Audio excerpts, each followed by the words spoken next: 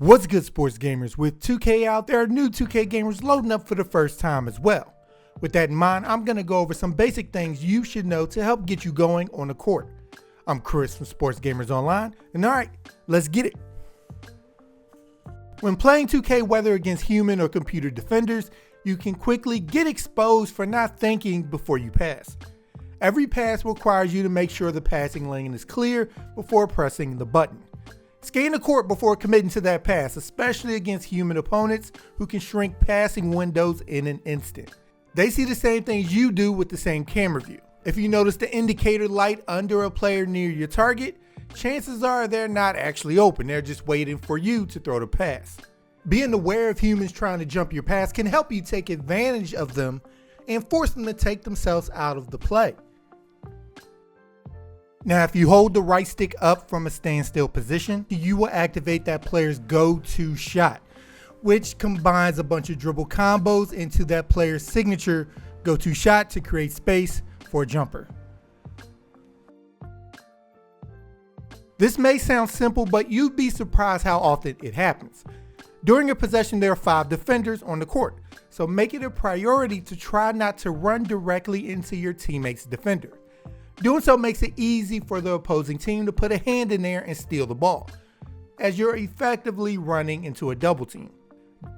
These instances pop up the most often when you're trying to drive on somebody and the defender is leading you right to the AI defender. Let's talk about getting your driving game right in NBA 2K25.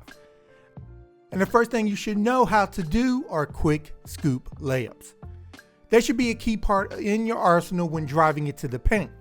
They're so effective because of how fast you can get them up by simply holding the right stick to the left or right. In NBA 2K25, there are 3 new shot meters you must play with. Arrow, which you want to release the button or stick the moment the little arrow meets inside the big one. And dial and ring, you're going to want to release it the moment those meters disappear.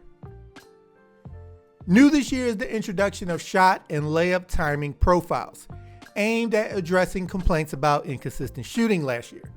This feature offers multiple shooting settings that allow you to control how much your timing of the shot meter affects the success of your shot, allowing you to tell the game how often you want to make shots that you yourself do not perfect the timing of. And depending on the shot profile you select, lets you increase your chances of making that shot in each bracket. For example, real player percentage is a setting that has been in 2K for years, where the game bases your success strictly on how open you are, your players' ratings, badges, and your opponent's badges.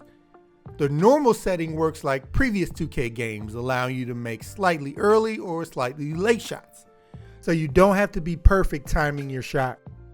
Where high risk requires you to hit the green window of the shot meter for the shot to go in. If you miss the green, you won't make the shot. But also high risk can also break through situations where, due to let's say you're shooting a heavy contested shot, the game will normally prevent you from making it, but with proper timing you can still succeed. While with low risk, your timing plays less of a role and you have no chance in such scenarios since timing is barely considered. You might have discovered this one by accident, but to hang on the rim after a dunk, you're going to want to hold RT or R2 on your controller.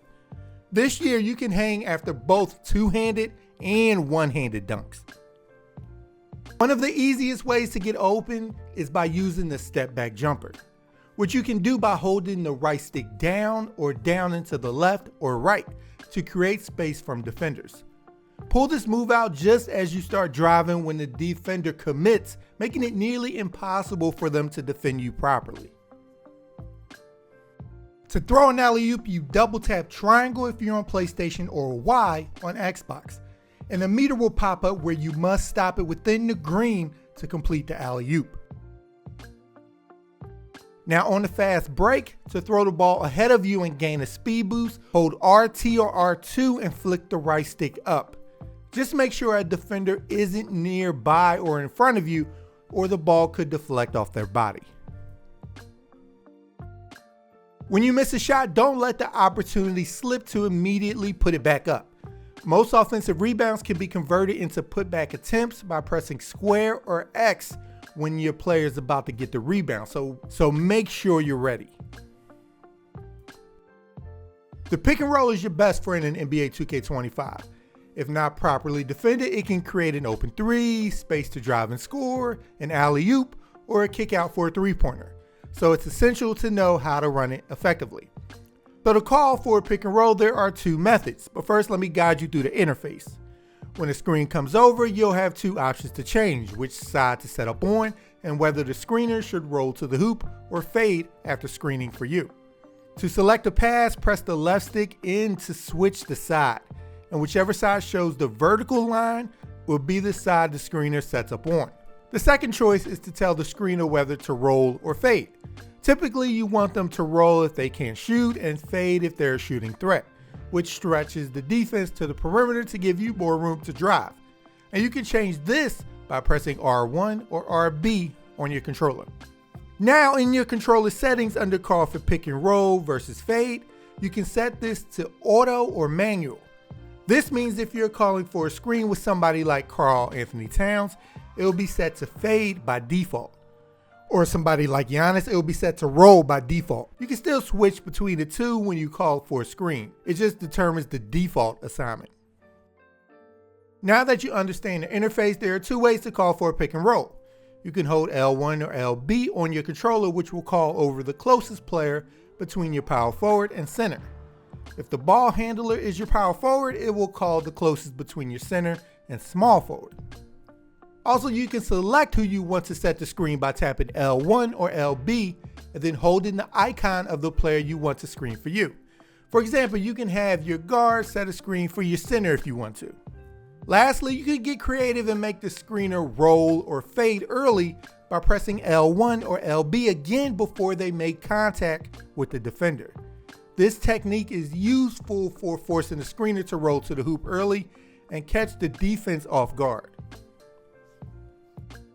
Now there is an ideal release point for each player to green their shot, aka guarantee they make it.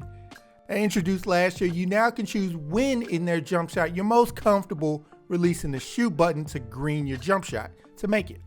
2K categorizes jump shots into 4 categories: when they jump, when they reach the highest they can go, when the ball begins to move forward, and when they release the ball. Not the best example with Paul George, but I wanted to use them. This feature, called your shot timing visual cue, ties the player jump shot to different spots in the jumper to find your ideal release point.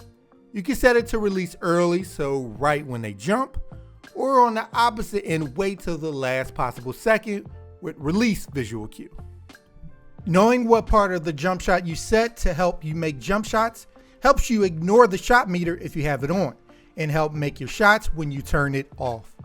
If you're in a bad matchup on defense and feel they're about to score quickly, hold square or X on your controller to intentionally foul the ball handler.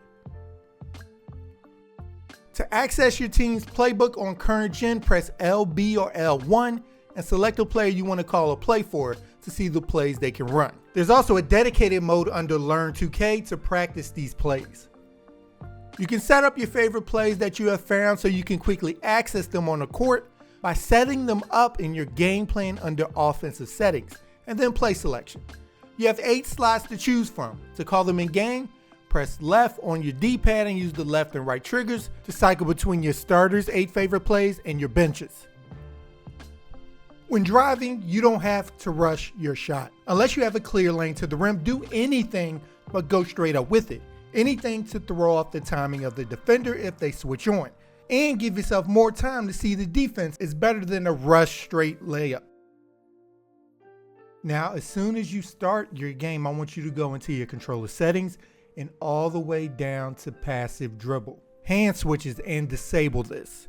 This causes your ball handler to switch hands when you're standing still. You don't want to do this. In those rare instances where you miss a shot and need to defend a fast break, pressing RB or R1 followed by LB or L1 will switch you to the defender closest to the basket, allowing you to defend any long passes down the court by your opponent. And lastly, when shooting threes off the catch, be mindful of defenders eager to block your shot. If they're close, wait a half second can create space for an even better shot attempt. So alright sports gamers, I hope this video was able to help you out. And if you like the content we provide, make sure to subscribe to Sports Gamers Online for more NBA 2K25 content. And once you're with us, hit that bell icon at the bottom so you don't miss anything we put out. Alright people, I'm Chris. Thank you all for watching, and be good y'all.